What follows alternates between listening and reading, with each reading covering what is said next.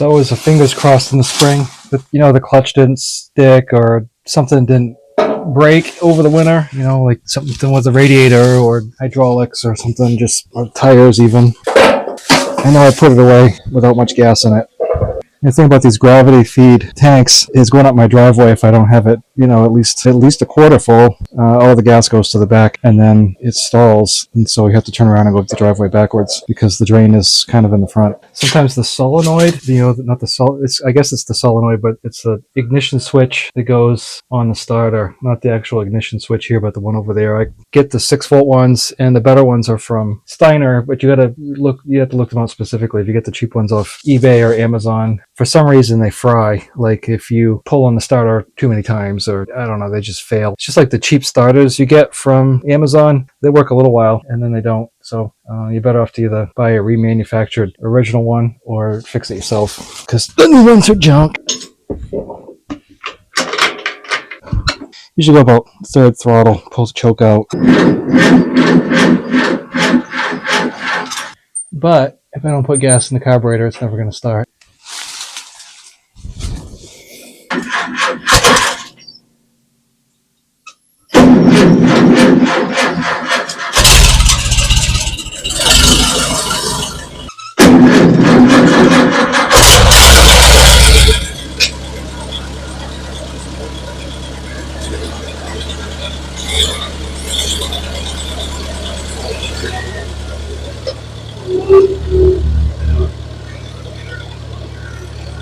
There's always a little bit of blue smoke on startup, and then it goes away. At some point I'll probably redo the motor, but right now it's good, so I'm just going to leave it alone. We're going to bring it up and clean it up.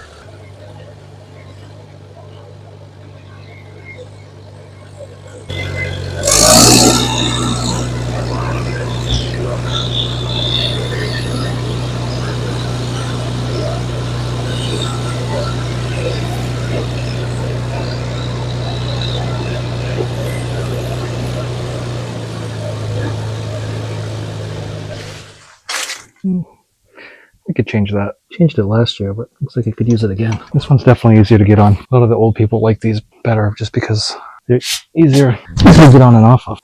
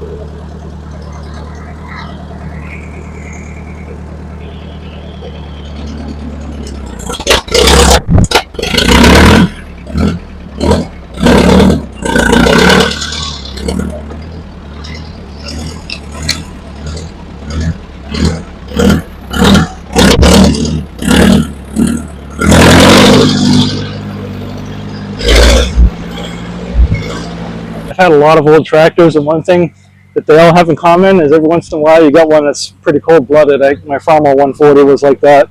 It's just, sometimes they are, you gotta let them run for a few minutes before they go, and then it comes out of it.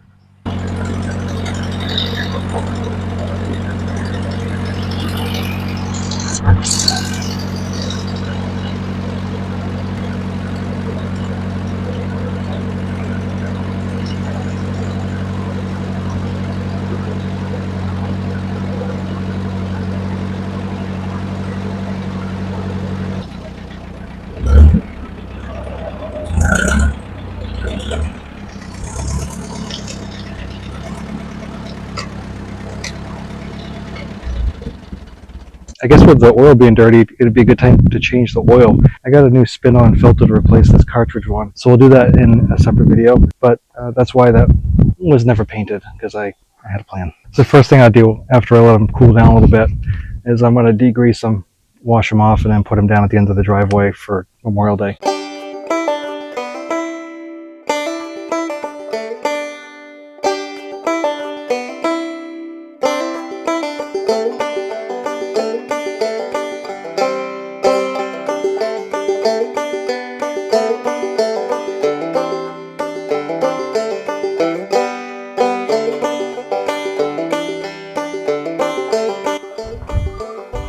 So the thing about engine degreaser is you don't want to leave it on paint too terribly long. You really don't want to use it on the paint on a really hot day, or you might lose some paint. But it's not super hot, and I'm not leaving it in the sun. But I did get some oil out of the stack last year, and it looks like, you know, it's not going to take it all off, but it takes off some.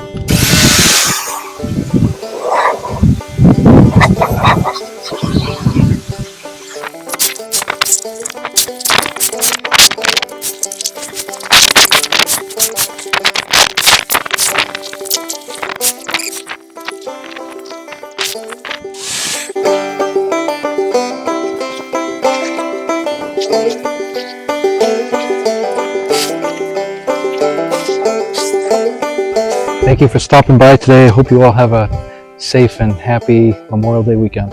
I'll talk to you again soon. Thanks.